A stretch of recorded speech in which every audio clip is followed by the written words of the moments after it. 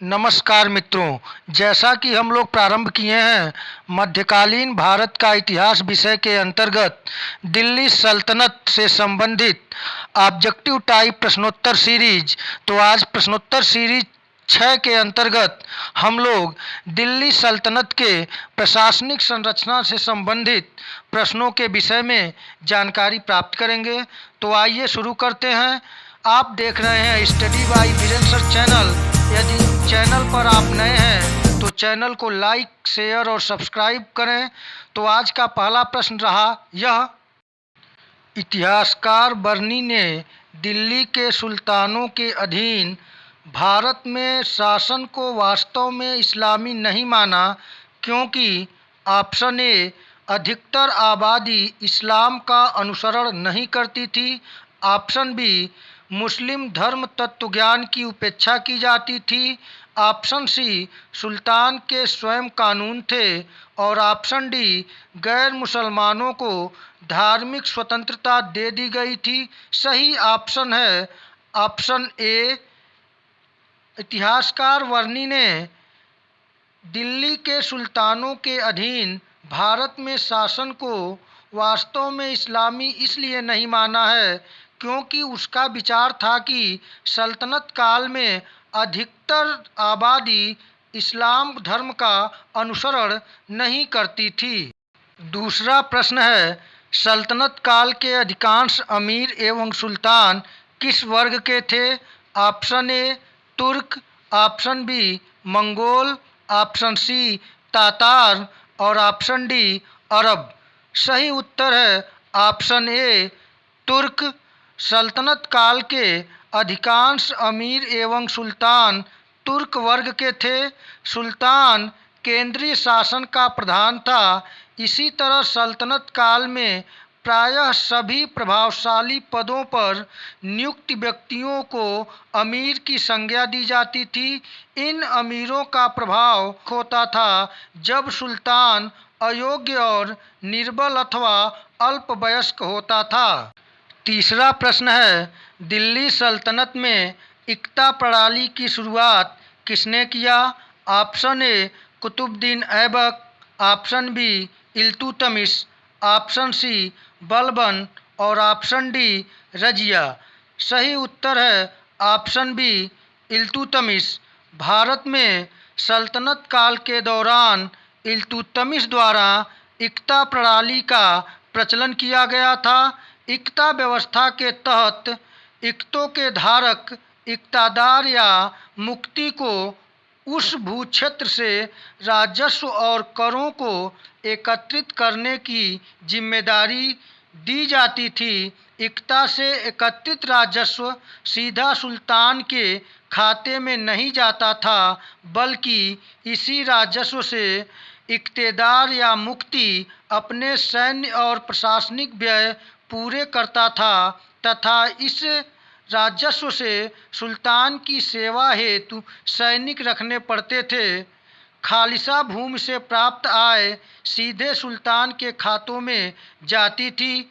अबू अली हसन इब्न अली तूसी निजाम अल मुल्क की फारसी पुस्तक सियासतनामा में प्रारंभिक इक्ता व्यवस्था का विवरण मिलता है। चौथा प्रश्न है, निम्नलिखित युग्मों में से कौन सा सही रूप में सुमेलित है? Option A, Diwan e Bandagan Firoz Tughlaq.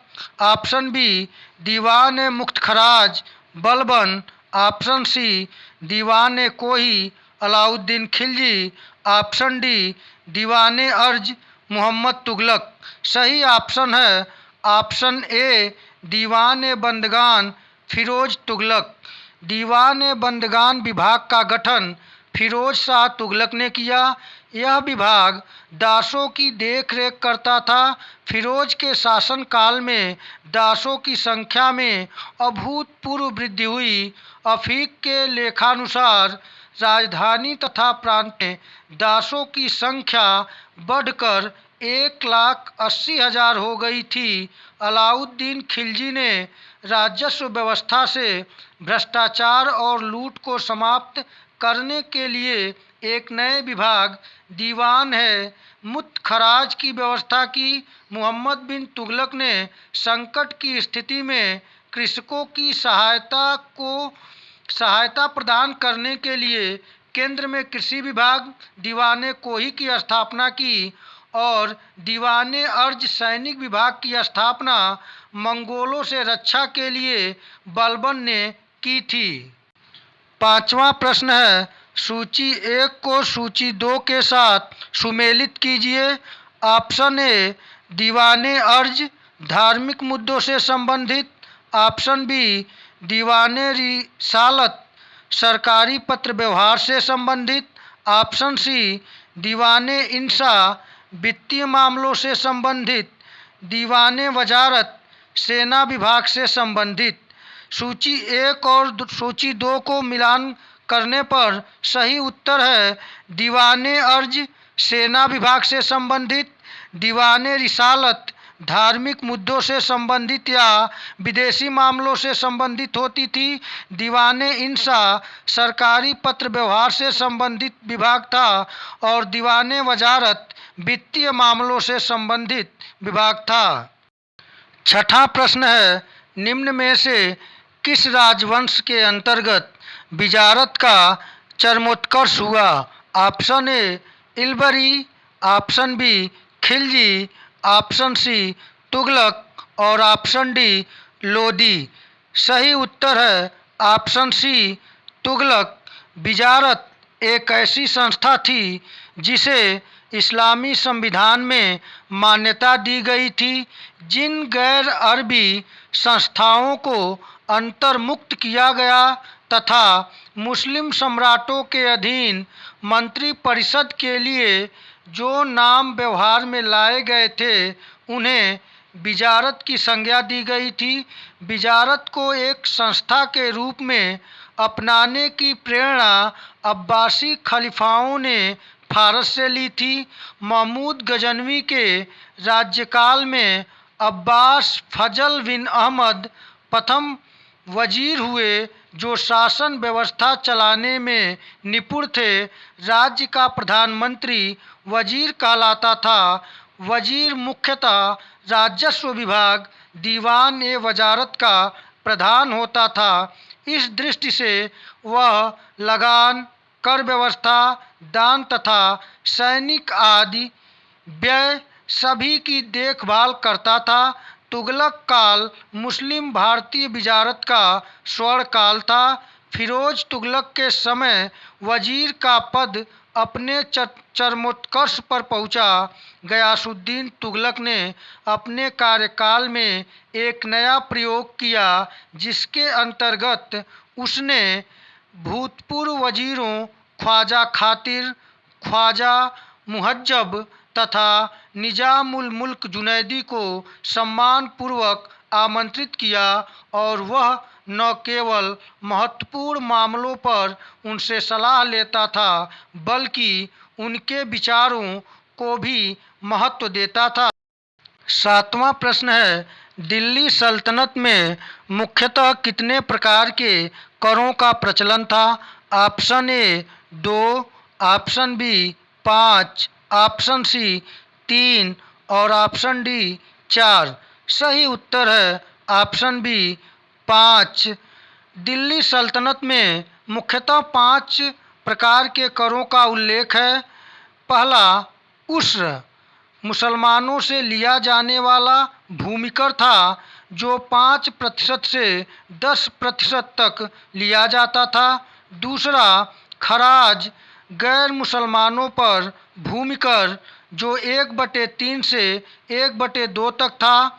तीसरा खुम्स, लूट खानों अथवा भूमि में गड़े हुए खजानों से प्राप्त धन जिसके 1/5 भाग पर राज्य का अधिकार था। शेष 4/5 भाग पर सैनिकों का अधिकार होता था।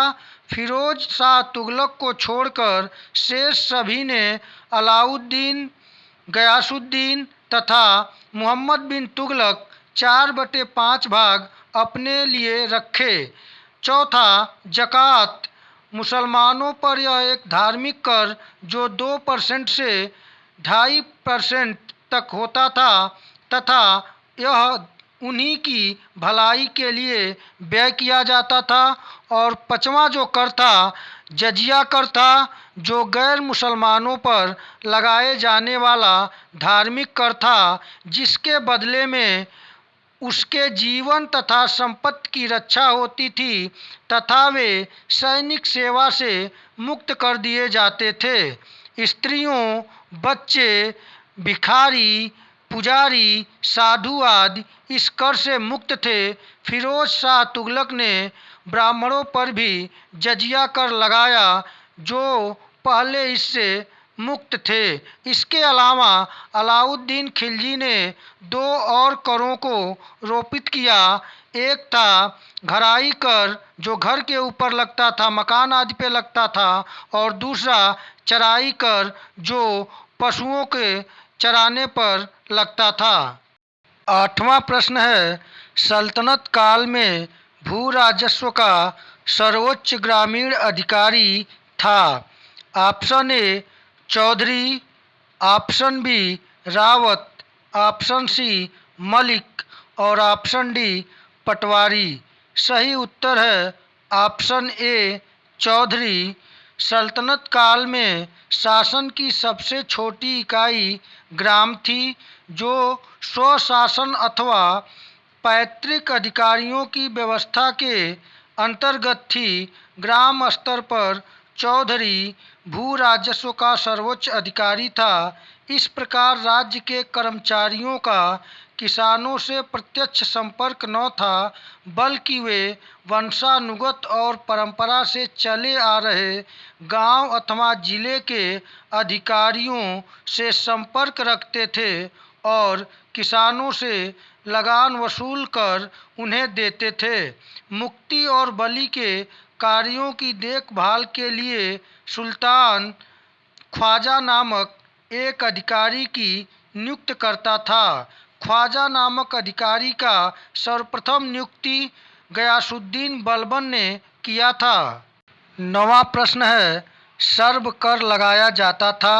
ऑप्शन ए व्यापार पर, ऑप्शन बी सिंचाई पर, ऑप्शन सी उद्योग पर और ऑप्शन डी यात्रा पर। सही उत्तर है ऑप्शन बी सिंचाई पर। फिरोज तुगलक ने कुरान के नियमों को दृष्टि में रखकर कर निर्धारण किया। उसने कुरान में अनुमोदित 4 कर लगाने की अनुमति दी: खराज, जजिया, खुम्स एवं जकात। धार्मिक नियमों के विद्वानों से परामर्श कर उसने खेती की उपज के 10% की कर सर्व भी लगाया। फिरोज तुगलक ने अपने समय में 28 कष्टदायक करों को समाप्त कर दिया था। 10वां प्रश्न है, जवाबित का संबंध किससे था? ऑप्शन ए राज्य कानून से, ऑप्शन बी मनसब से, ऑप्शन सी टकसाल से, ऑप्शन डी कृषि से। सही उत्तर है ऑप्शन ए राज्य कानून से। सल्तनत कालीन प्रशासनिक शब्दावली में जवाबित का संबंध राज्य के कानून से है। 11वां प्रश्न है, हदीस है एक। ऑप्शन ए इस्लामिक कानून, ऑप्शन बी बंदोबस्त कानून, ऑप्शन सी सल्तनत कालीन कर और ऑप्शन डी मनसबदार। सही उत्तर है ऑप्शन ए इस्लामिक कानून। हदीस एक इस्लामिक कानून है। इस्लाम धर्म के मूल स्रोत कुरान के बाद दूसरा स्रोत हदीस है। दोनों को मिलाकर इस्लाम धर्म की संपूर्ण व्याख्या और इस्लामी शरीयत की संरचना होती है। इस्लामिक जगत के गुरु को खलीफा के नाम से जाना जाता है। 12वां प्रश्न है, सल्तनत काल में फवाजिल का अर्थ था। ऑप्शन ए इक्ता की राशि, ऑप्शन बी वेतन के बदले में निर्धारित राशि, ऑप्शन सी एकता राशि के अलावा अतिरिक्त राशि। ऑप्शन डी कृषकों से ली जाने वाली जबरी राशि। सही उत्तर है ऑप्शन सी एकता राशि के अलावा अतिरिक्त राशि। सल्तनत काल में फवाजिल या फाजिल शब्द से आशय इक्तादारों द्वारा सरकारी खजाने में जमा की जाने वाली अतिरिक्त राशि से है। 13वां प्रश्न है सल्तनत काल की मुद्राओं का सही क्रम है। ऑप्शन ए में दिया है टंका और जीतल सांकेतिक मुद्रा ससगनी। ऑप्शन बी में दिया है ससगनी टंका और जीतल और सांकेतिक मुद्रा। ऑप्शन सी में दिया हुआ है ससगनी सांकेतिक मुद्रा टंका और जीतल और ऑप्शन डी में दिया हुआ है सांकेतिक मुद्रा ससगनी टंका और जीतल। सही उत्तर है ऑप्शन ए टंका और जीतल सांकेतिक मुद्रा और ससगनी। जैसा कि दिल्ली सल्तनत में सर्वप्रथम इल्तुतमिश ने टंका और जीतल नामक सिक्के जारी किए। टंका चांदी का होता था और जीतल तांबे का। उसके पश्चात मोहम्मद बिन तुगलक ने सांकेतिक मुद्रा का प्रचलन किया और उसके बाद फिरोज शाह तुगलक ने ससगनी अद्दा और बिख नामक सिक्के जारी किए थे। इसके अलावा बहलोल लोदी ने बहलोली सिक्के जारी किए थे। 14वां प्रश्न है किसके सिक्कों पर बगदाद के अंतिम खलीफा का नाम सर्वप्रथम अंकित हुआ। Option A Qutubuddin Aibak. Option B Iltutmish. Option C Alauddin Khilji और ऑप्शन डी अलाउद्दीन मसूद शाह। सही उत्तर है ऑप्शन डी अलाउद्दीन मसूद शाह। अलाउद्दीन मसूद शाह 1242 ईस्वी से 1246 ईस्वी के सिक्के पर सर्वप्रथम बगदाद के अंतिम खलीफा का नाम अंकित हुआ था। बगदाद के अंतिम खलीफा अल मुस्तसिम थे। यह 1242 ईस्वी से 1258 ईस्वी तक खलीफा रहे। इल्तुतमिश के सिक्के पर खलीफा अल मुस्तनसीर का नाम उल्लिखित था जो 1226 ईस्वी से 1242 ईस्वी तक खलीफा रहे। 15वां प्रश्न है निम्न सुल्तानों में से किसने सैनिकों की हुलिया लिखने और घोड़ों को दागने की प्रथा प्रारंभ की। Option A Muhammad bin Tughlaq. Option B Alauddin Khilji. Option C Iltutmish और ऑप्शन डी बलबन। सही उत्तर है ऑप्शन बी अलाउद्दीन खिलजी। अलाउद्दीन खिलजी ने सैनिकों की हुलिया लिखने और घोड़ों को दागने की प्रथा प्रारंभ की जिससे सैनिकों की अदला बदली और घोड़ों की अदला बदली पर रोक लग सके। 16वां प्रश्न है दिल्ली सल्तनत में सैनिकों का वर्गीकरण किस प्रकार से था। ऑप्शन ए 1 सरखैल बराबर 10 घुड़सवार। ऑप्शन बी 1 सिपहसालार बराबर 10 सरखैल। ऑप्शन सी 1 अमीर बराबर 10 सिपहसालार। ऑप्शन डी 1 मलिक बराबर 10 अमीर। ऑप्शन ई 1 खान बराबर 10 मलिक। ऑप्शन एफ उपर्युक्त सभी। सही उत्तर है उपर्युक्त सभी। जैसा कि जियाउद्दीन बर्नी ने दिल्ली सल्तनत के सैनिकों के वर्गीकरण के संबंध में लिखा है कि दिल्ली सल्तनत का सैनिकों का वर्गीकरण दशमलव प्रणाली मंगोलों पर आधारित थी जिसमें सैनिकों की सबसे छोटी इकाई सरखैल और सबसे बड़ी इकाई खान की थी। 17वां प्रश्न है दिल्ली सल्तनत के सुल्तान सभी महत्वपूर्ण मामलों को किसमें चर्चा करते थे। ऑप्शन ए मजलिस ए खलवत या मजलिस ए आम। ऑप्शन बी मजलिस ए बजारत। ऑप्शन सी मजलिस ए बंदगान। ऑप्शन डी इनमें से कोई नहीं। सही उत्तर है ऑप्शन ए मजलिस ए खलवत मजलिस ए आम। दिल्ली सल्तनत के सुल्तान सभी महत्वपूर्ण मामलों को मजलिस खलवत अथवा मजलिस आम में चर्चा करते थे, जिनमें अत्यंत विश्वासपात्र तथा उच्च अधिकारियों को भाग लेने की अनुमति होती थी। 18वां प्रश्न है, निम्न को सुमेलित कीजिए। ऑप्शन ए आरिज मुमालिक, बाजार पर नियंत्रण।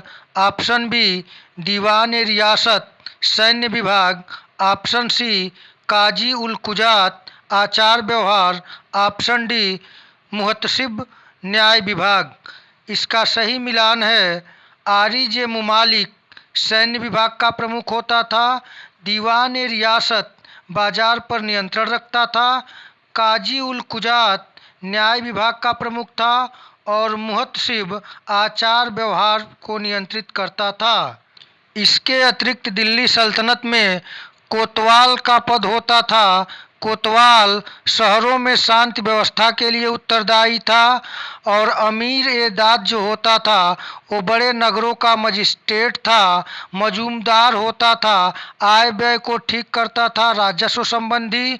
और मुशरिफ ए मुमालिक महालेखाकार होता था और मुस्तौफी ए मुमालिक महालेखा परीक्षक इत्यादि पद होते थे। 19वां प्रश्न है, नाइब ए मुमलकत का पद किस सुल्तान ने बनाया था? Option A Iltutmish, option B Balban, option C Razia और ऑप्शन डी बहराम शाह।